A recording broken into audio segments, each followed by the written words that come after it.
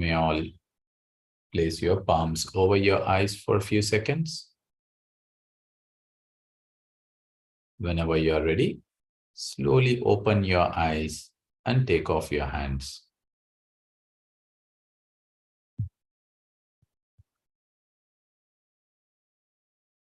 Welcome back, everyone. Hope you have enjoyed being with your breath, with the background music of Santoor and Sitar by Prakriti and Sanskriti sisters. So today we go and we connect to the wisdom from the book of Food for the Heart. These are collected teachings of a master, Ajah, Chah, and we would be going through a chapter which is the two faces of reality, under which a topic called coming to the center. You may keep your eyes closed and listen to this. So coming to the center, try watching a spider. A spider spins its web in any convenient niche and then sits in the center, still and silent. Sooner or later, a fly comes along and lands on the web. As soon as it touches and shakes the web, boom, the spider pounces and winds it up in thread. It stores the insect away and then returns again to collect itself silently in the center of the web. Watching a spider like this can give rise to wisdom. Our six senses have mind at the center, surrounded by eye, ear, nose, tongue, and body. When one of the senses is stimulated, for instance, a form makes contact with the eye, it shakes and reaches the mind. The mind is that which knows form. Just this much is enough for wisdom to arise. It's that simple. Like a spider in its web, we should live keeping to ourselves. As soon as the spider feels an insect contact the web, it quickly grabs it, ties it up, and once again returns to the center. This is not at all different from our own minds. Coming to the center means living mindfully with clear comprehension, being always alert, and doing everything with exactness and precision. That is our center. That's really not a lot for us to do. We just live carefully in this way. But that doesn't mean that we live heedlessly and think. There is no need to do sitting or walking meditation. And so forget all about our practice. We can't be careless. We must remain alert, just as the spider waits to snatch up insects for its food. That is all that we have to know, sitting and contemplating that spider. Just this much, and wisdom can arise spontaneously. Just this much, and our practice is complete. This point is very important. It isn't that we have to do sitting practice or walking meditation all day and all night. If that's our view of practice, we will really make it difficult for ourselves. We should do what we can according to our strength and energy, using our physical capabilities in the proper amount. It is very important to know the mind and the other senses well. Know how they come and go, how they arise and pass away. Understand this thoroughly.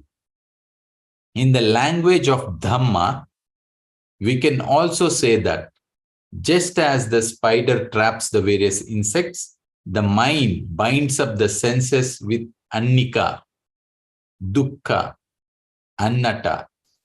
Where can they go? We keep them for food. These things are stored away as our nourishment. That's enough. There is no more to do, just this much. This is the nourishment for our minds, nourishment for one who is aware and one who has understanding. If you know that these things are impermanent, then they are bound up with suffering. If you know that these things are impermanent, that they are bound up with suffering, and that none of it is you, then you would be crazy to go after them. If you don't see clearly in this way, then you're bound to suffer. When you take a good look and see these things as really impermanent, even though they may seem worth going after, really they are not. Why do you want them when their nature is pain and suffering? They are not ours. There is no self in them. They have nothing in them belonging to us. So why are you seeking after them? All problems are ended right here. Where else will you end them? Just take a good look at the spider and turn it inward. Turn it back onto yourself. You will see that it's all the same. When the mind has seen annika, dukkha, anatta, it lets go and releases itself. It no longer attaches to suffering or to happiness. This is an interesting statement. It no longer attaches to suffering or to happiness. This is the nourishment for the mind of one who practices and really trains. It's that simple. You don't have to go searching anywhere. No matter what you're doing, you're there. No need for a lot of fuss and bother. In this way, the momentum and energy of your practice will continuously grow and mature. So this is about coming to the center with an example of a spider, how it returns to the center. So here he speaks about do everything, but understand the impermanence of things. So once we understand that everything is impermanent, we neither run behind things that give us suffering, nor, let's say, happiness. So very beautiful. So going beyond the mind, getting rid of that which is giving suffering or happiness and coming to the center, just like the spider. So simply observing, simply witnessing, we can do everything. So here again, he speaks, don't think this is difficult, or rather don't make it difficult. Just do whatever you're doing in your life. And as you practice coming to the center, you realize that you are becoming that spider. So thanks a lot to this master, Ajah, Chah. So this is the first time I'm connecting to this book, Food for the Heart. So thanks a lot. Anyone would like to share or add anything? You may go ahead and mute yourself. So Madhu writes that Anika means favor, grace, and gracious, merciful. And dukkha, we all know what is dukkha, suffering or dissatisfaction. Annata means not self. So basically, annika means impermanence, dukkha means that which is suffering or dissatisfaction, anatta means not of the self. So basically, going away from these, because he says all the senses in the end leads us to anika, dukkha, and anatta, which means suffering, impermanence, and those of not self.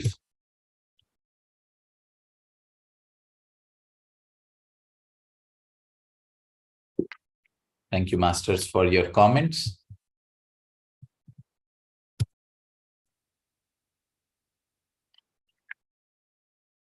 So these are from the Dhamma teachings. So there is a lot in this book, just going through the chapters. So the Master speaks about inner balance, path in harmony, training of the heart, reading the natural mind, the key to liberation, just do it, right practice, steady practice, detachment within activity,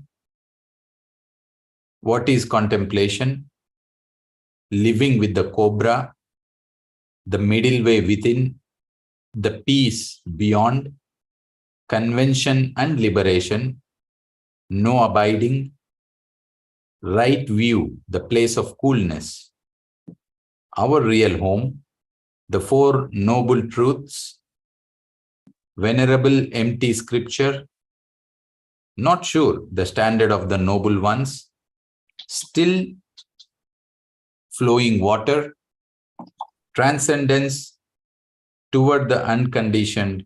So many chapters are in there. Today we have read connected to a small part of the chapter, the two faces of reality, with the topic of coming to the center. So in the coming days, we will connect as well to different wisdoms, different topics from this book whenever we get a chance. So thank you. Yes, food for the heart. Yes, yes, Mother. Yes, yes, Master, someone wants to talk. I see unmuted. Someone with the name Zoom user. Do you want to share anything? Okay. Thank you, Ram sir. Beautiful music.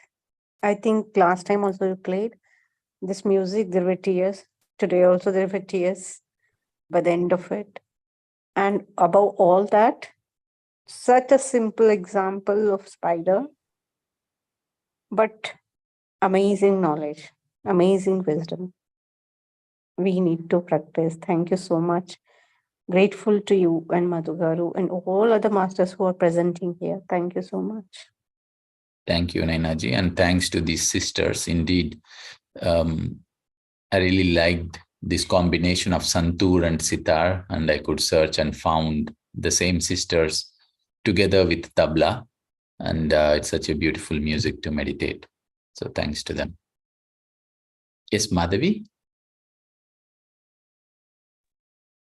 Thank you so much, Ram. It was a wonderful meditation and also the topic sharing. It's so profound, actually. It's so simple that how spider was trying its best to come back to the center. So on that related part, I have one question. Mm-hmm. As you mentioned that our brain is in the center and all our senses are like kind of not distracting, but we are receiving so many things, but through eyes or through ears and everything. And again, we need to come back to our center, which is our mind or which is our heart.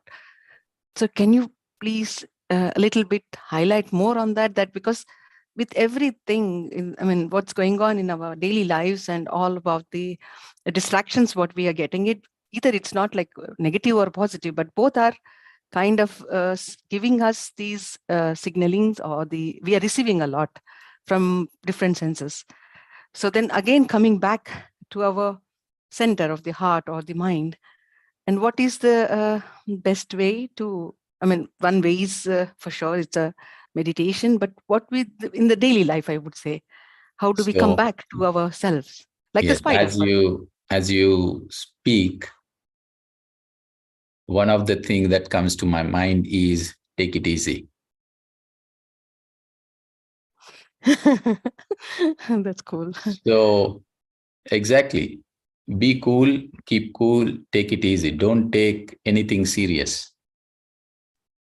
So, let go. And the more we take things serious, the more we drown ourselves into these experiences. So, we just need to take everything easy.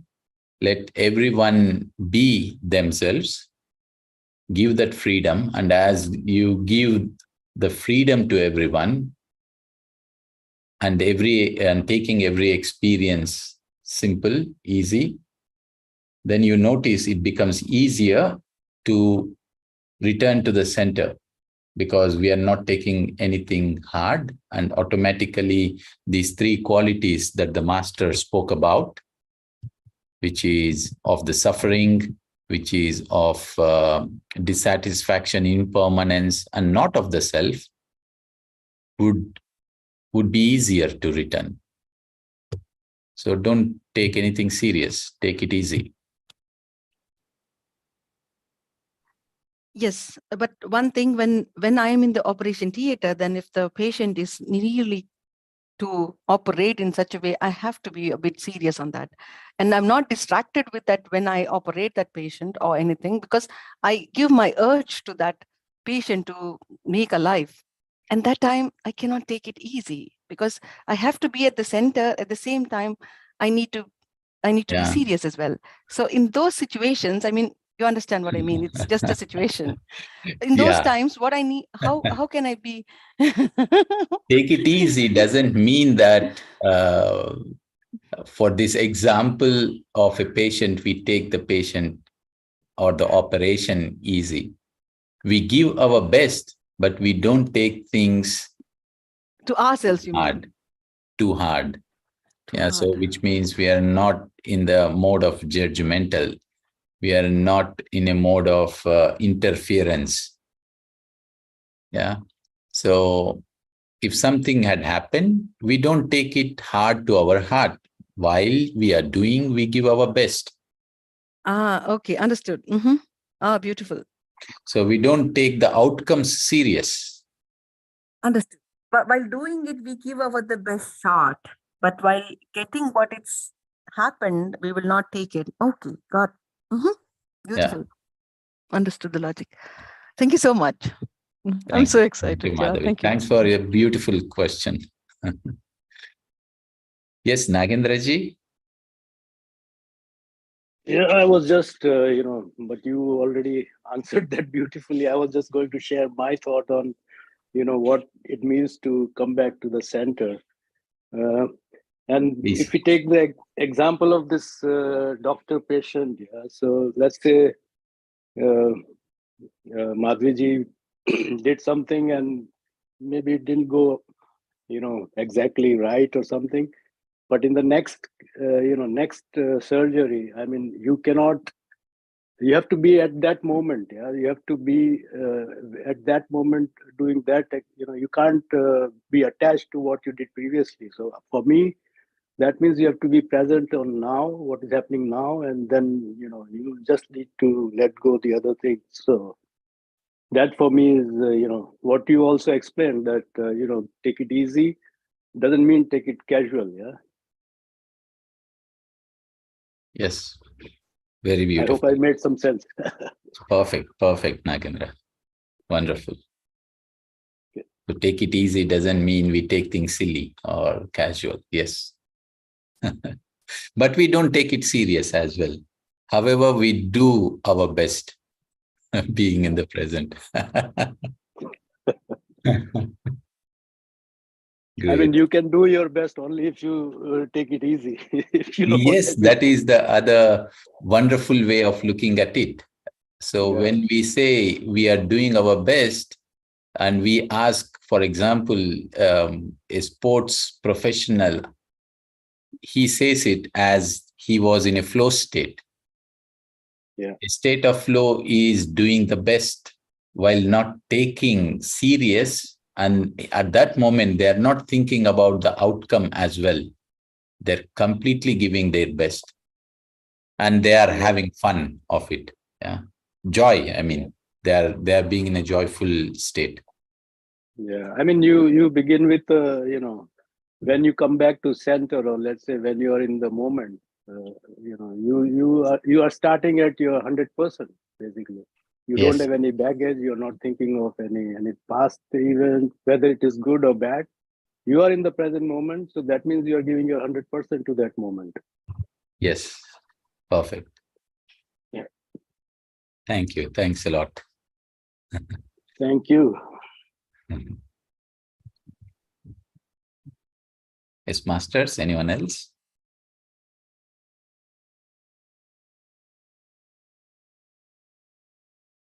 It was a beautiful sharings. More than the article, Madhavi, you're sharing your question and then our discussion. Yes, Madhavi, please. Nagan sir, thank you me also because I put the question. And also for you. Of course. Of course. My only urge is to, when we are in that situation, we give our try our best, but we do expect that it has to go in a positive way, as you said, right? Exactly. Yeah, if something really bad happens, then like we are kind of failing, or we are not able to give our best. At that moment, we are so down. I understood your point. I'll Yeah. give you a small example. One day when I attended this yoga class, I'm not a yoga guy, but I just attended, and there was an asana which is called talasana, where you have to stretch your hands and stand on your toes at the same time. You stretch your hands upward and stand on your toes at the same time. And I kept on, losing my balance because of that. And then I asked the question, how do I maintain this? I mean, I can't do it properly, because once you stretch and then you have to stop stretching at that moment, and that is what is known as the final stillness stage. And then the guy explained that don't think of balance. So and you won't believe, the next, immediately within 5 seconds I did that, and I could easily do it. Yeah. So what I'm trying to say, in your case, if you think, if you're expecting a fantastic result while you're doing that operation, then you're not giving your 100%, because your already mind is occupied with something which is beyond, which is if you just focus on the job at hand without expecting anything, I think you can do much better. Yeah? Thank you so much, sir. Yeah, actually, Ram has really explained me, and I got that point. Like he mentioned that whatever is coming back as a result, because I gave my best, because at that moment I am fully there. I'm not expecting also, but I want that person to live, or I want that operation to go very successful. But the result came so badly, but that bad will affect me. That means anything will affect me, that I cannot even take over the next operation because it's so hard for me. And that time, Yeah. and that's why he said that give your best shot, but when it is coming, the result as, take it easy. So that way I really got understood what exactly. And thank you so much for your example too. I just wanted to make it like, I was just joking that for my question also, just give me thanks, and what I was just, I'm just trying. Ram is Ram, he's my guru. So, he will summarize it much better. But I'm just giving you a different perspective. Yeah, sure. My Yes. example. Yes. Thank you so much. Nagendra, so in the same line of this wisdom, take also this wisdom easy. Exactly. That's what I understood.